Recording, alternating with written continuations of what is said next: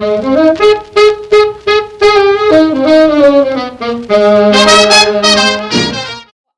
was wondering, what was your goal with sharing our story for this book, Saving My Enemy? Mhm. Hi, Marianne. Nice to meet you here. Yeah, one of my goals and one of my intentions was maybe to show the Americans more about the Germans and Germany of that time, about the bad guys, about the good guys.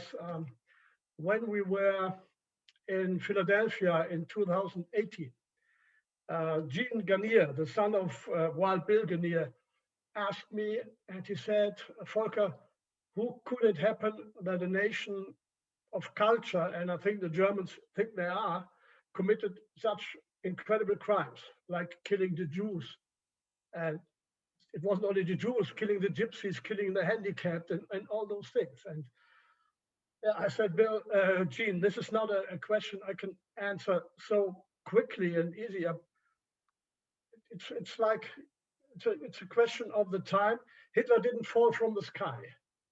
He was a he he was a smart guy. He wasn't very educated. He wasn't, but he was clever. He learned to read the writings on the wall and to read the signs of the time. And so he was the one who was a strong man with a simple solution. People were looking for it. The Germans Hmm. were not used on democracy. German was always ruled by kings or by emperor. Never Oh, been. The Americans have been a democracy since George Washington. The hmm. Germans not. And Yeah. after the lost World War One, when all broke together, people were the economy was bad. People hadn't enough to eat. And you know, in the 20s, there was this great world crisis. Even the Americans had a Black Friday, I think it was 28. And then comes someone and says, all this democracy, so many parties, all are talking. And so I have a solution.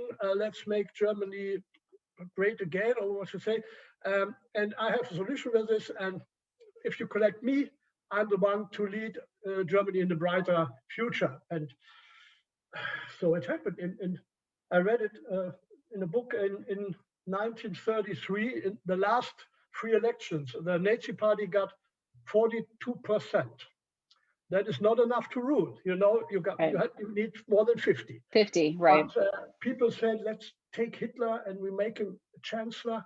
Um, and we will try to rule him afterwards, and we try to lead him the way we want to lead him, the industrial big bosses and so. But Hitler, as soon as he was elected as a chancellor, so at once he took the police, and a few days after he was elected, other political parties were forbidden. The guys from those parties were gone to jail. As he Wow. built the concentration camps, all he was in a few months. Uh, and then it happened. And Hmm. the question, my generation, I said to Gene, my generation, I was born in 52, 7 years after the war. My generation was the first to ask our parents, grandparents, what did you do? Where have you been? What happened? What have you seen? Did you know that? What all the crimes that happened? And all we had was a wall of silence. Hmm. People don't walk to talk about it. They said we didn't know that. And today I'm so did so far believe them. I think only few people know about it. That were the guys from the Nazi party around Hitler and so. Some people heard rumors. I think they all must have had rumors. And Hmm. you are not so blind if you live in a village and you have Jewish neighbors. And someday they have to pack their suitcases and they Leave. were gone. What would you think? And uh, I was told they were told they were brought to the east and settled in the east at that time when the most Jewish people disappeared. It was in 42 or so that Germany was already advancing in Russia, and so they were Hmm. told they were settled. There was a movie in German. It's Der Führer schenkt den Juden eine Stadt. It would be translated: the Führer donates a city to the Jews. Yeah? Oh, And okay. people, and I think Marian, the most important part is for me, people don't want to think too much about it. Right. Maybe they don't want It's to know what it's happened. painful. Yeah, It's painful. yeah. And I was always told, oh, you can, from today on, I can go to the street and shout, Mrs. Merkel is an, so Uh-huh. if you have done it at that times, you would have been arrested and put to the concentration camp. And that's the only explanation I have. People Mm-hmm. were anxious, they were frightened, they don't know what to do, living in Mm-hmm. their own little world, don't talk to the neighbors, sometimes don't even talk to your kids, because Mm-hmm. also kids can report you to Gestapo or no? And Right. don't talk to and don't think too much about it. No? That's Right. my explanation. It's such an interesting story. I- I'm not a World War II buff.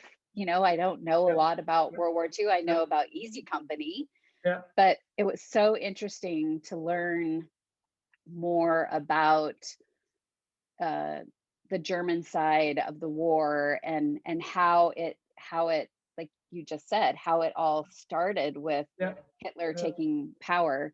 And I really, really appreciated your, both you and Matthias, your openness to Mm, share it, because it's a story that needs to be shared, and people need to learn more yeah. about the Germans, because like you said, not all Germans were bad. No, It's the same no, thing in America. Not all yeah, Americans are good. yeah, yeah, yeah, So yeah, it's nice to see more of a human side, yeah. and learn about Fritz and your Mm, dad, mm, and his role in mm, this, and what he did, uh, for his country, but mhm, also afterwards. yeah, With, yeah, with meeting my dad Don, yeah, and having that awesome, short but yeah, sweet yeah, relationship that they yeah, had. yeah. It was wonderful. Mm. Is there anything else you want to add to that? Do you think of anything else? Ah, as I said, it's nowadays I see it like I believe the people that I have one story I can tell. My grandfather, the father of my mother, was a railroad man. He was a locomotive driver. And when the war went on and got more and more cruel and they need more and more support, those guys were drafted too. He Mm, was drafted and he had to go to the east, to Russia. He was stationed in Kiev, that is in the Ukraine, for about a year. And he drove the locomotive mm-hmm, because to get, and someday he came home. And my grandma told me that in the 70s or 80s. And maybe I asked her, Grandma, what did you know? What have you all been blind? How could this happen? And she mm-hmm, said, one day, this my grandfather, Robert was his name, was a tall, big guy, and he was a soldier in World War. He was in the Navy, and he was a tough guy. And he must have come home, um, sitting in the kitchen, and had tears in his eyes. And my grandma asked him, Robert, what's going on? What do you have? And he only said, I cannot talk about it, but if we will have to pay for what we're doing out there in the East one day, then may God have mercy on us. oh And wow. so I think he is.